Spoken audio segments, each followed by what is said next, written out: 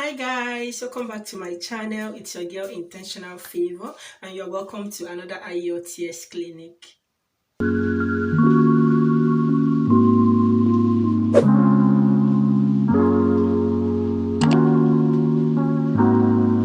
So guys, this is going to be the last video I assume that I'll be filming when it comes to the IELTS listening test, but that's not to say that I can't film another one when you request for a specific topic or something you would like me to address. So this is more like the summary of all we've done, not really a summary because I want to really highlight some things that you still need to know about the IELTS listening test. In case you are new to this clinic, you can actually check out the previous episodes. There is a playlist on my channel titled IELTS Clinic. When you go there, you will find all the previous episodes. Yes, how we started this journey, the general overview of what IELTS is, both the academic and the GT, as well as when we started with the listening test. So this will be the last episode on listening test, and after this we will progress to reading.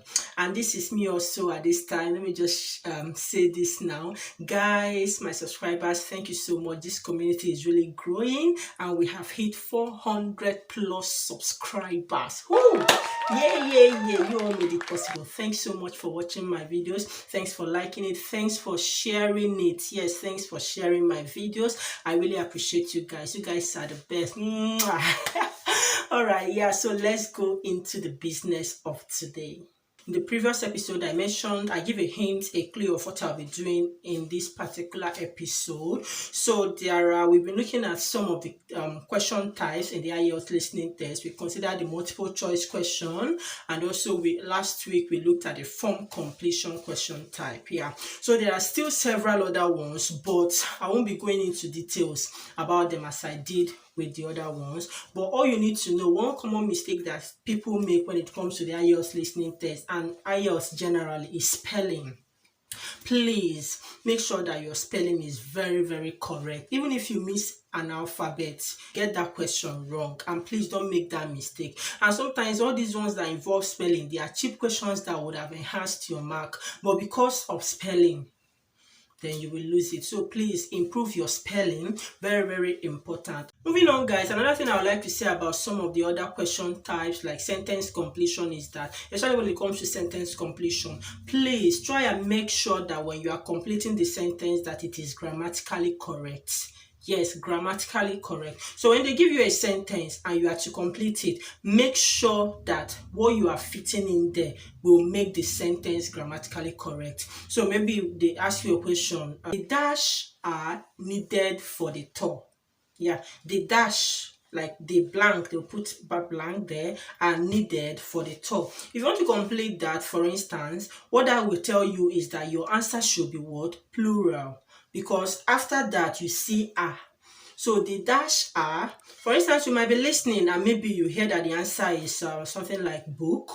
Okay, of course it will say books, or you get that right. So when you are completing it, don't be tempted to just say the book or something. Maybe you omitted the S or you didn't hear it well. And that will bring me to the next thing I'm going to be talking about. That is listening for plurals. Very important. This is one thing that makes people to lose marks in IELTS. Yes, plurals. To be honest, it's somehow quite difficult, when you are listening to plurals, especially when English is not your first language. Of course, I think that is even why you are writing IELTS. So when you are listening for plurals, one thing that can help you is to make sure that the sentence that you are completing or the answer you are giving will make the sentence to be grammatically correct. And I must acknowledge the fact that sometimes it's not really about listening carefully for plurals. Yes, in as much as it's advisable that you listen and pay attention, but this is me trying to bring this to your notice that when you are listening during the IELTS listening test, pay attention, plurals. But it can be difficult sometimes. You know why? Sometimes there are some words, some plural words that after mentioning them, sometimes it can start with another letter S. Most times, what do we know plurals with? Ending with S or IES and stuff like that. So for instance, someone might say, so you need to get the book. So I don't know if you understand. So books, and then the next word the person mentioned is so. I say that again. You need to get the book. So You need to get the book so that you need to get the book so that, can you hear that? You need to get the book so that, the books so that. But you know, when we talk, we usually combine words together. So when somebody says something like that, you need to get the book so that, the book so that, books so, you see? So the S, you'll be confused. You won't know whether it's plural. You won't know whether it's singular. Yeah, so it can be tricky. I acknowledge that. But that is why you need to be sure that your answer is grammatically correct. I think this is just one tip that will help you to do well when it comes to plurals. Another thing I'll be talking about now is instruction. Of course, very important. Pay attention to your instruction. IELTS always give you instructions to follow about each question. Now, one common one that usually gets people confused is when you are told that your answer should be 2 words and or a number. 2 words and or a number. It can be 1 word and a number, or 3 words and a number. We are going to debunk that. So let's get this straight. What does it mean? So for the purpose of this, I'm just going to be using the instruction that your answer should be 2 words and or a number.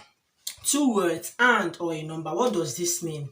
Number 1, 2 words and or a number means that your answer can be 1 word, your answer can be 2 words, your answer cannot be or should not be more than 2 words. So your answer cannot be 3 words, it can be 4 words, it can be 5 words and above. Yes, so that is what it means. It also means that your answer can be a number.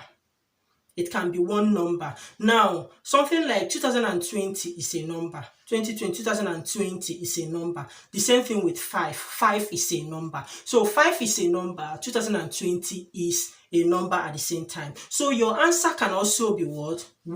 One number, but your answer cannot be 2 numbers, it cannot be 3 numbers and above. So your answer can be 2020, but it cannot be 2020 and another number. All right. It also means that your answer can be 1 word and a number. Your answer can also be 2 words and a number, but your answer cannot be 3 words and a number. And your answer cannot be 1 word and 2 numbers. Your answer cannot be 2 words and 2 numbers.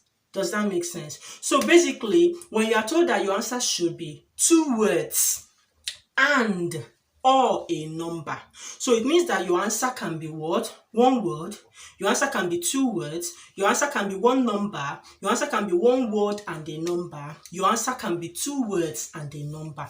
Anything aside that, it's wrong.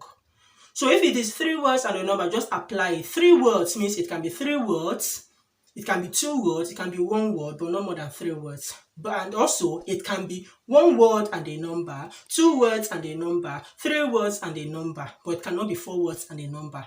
And it can be just 1 number, but not more than 1 number. Does that make sense? I believe that clarifies it. So apply it. Another thing I would like to draw your attention to is money, monetary value. Sometimes it's a common mistake that people make. That's why if you pay attention to the fact that your answer should be grammatically correct, you should avoid this. But let me still point your attention to that because no one is above mistake. So what I'm talking about is maybe sometimes you can see this in the form completion question when you are asked amount, then blank or dash, that you're expected to write the amount based on what you listened to. So let's assume that from the audio, the answer is £50. Yeah, the answer is £50. And sometimes you can see that maybe when they write amount, they will put the symbol there, the pound symbol or the dollar symbol. It will be there. If it's there and your answer is £50, please just write 50. Yes, just write 50. There's no need of you in your answer sheet coming and writing £50 or repeating that symbol again, because your question paper already wrote that symbol for you. All you need to do is to complete it, and that should be 50. So your answer should be what? 50. Don't come and write £50. So what it means, just look at what it will be like. Your answer will now be this pound, the symbol, 50, and another pound. It makes it grammatically wrong. So watch out for that. So if your answer is 51, for instance, and it says that you can write 1 word and or a number. So 51 is a number. That means it's acceptable. But when you say 1 word and or a number and you write 50, 51 in words. It is 2 words, and that is wrong.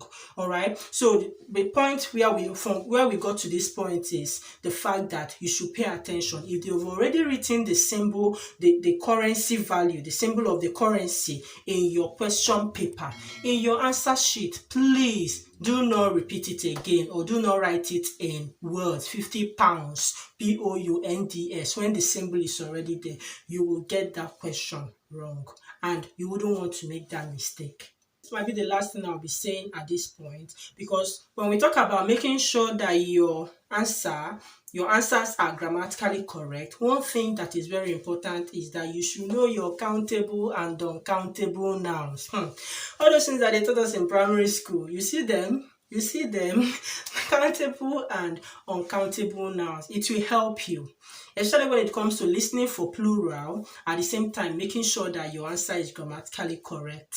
So you know that there are some words that are countable, there are some that are uncountable. You should also know those that have their plural form. You should know the plural form of words. Not all words end with S. Not all words end with IES. Some of them, they are separate. An example, criterion. Criterion is singular. What's the plural form? Criteria. But I think most times people usually use criteria. But criteria is actually the plural form. The singular form is criterion. And I think with that, guys, we've come to the end of this video. I hope you liked it. Give it a thumbs up. Don't forget to do so. And if you're yet to subscribe to my channel, please feel free. It's free. Subscribe to my channel, and when you do so, hit the notification bell so that I get notified each time I upload a new video. And then if you have more questions when it comes to the listening test, please don't hesitate to leave it in the comment section. Are there still things you want me to address when it comes to the listening test? Because as I am now, I have tarried so long on this mountain, and I need to move on, and I need to carry you guys along with me. Moving on, we'll be heading straight to reading. Reading. I don't know what to expect, but it's going to be exciting as always. I promise you that well detailed, explained clearly, the way you will understand it. All right. So guys, till I see you in my next video, stay blessed, remain intentional, and take care of yourself. Bye bye.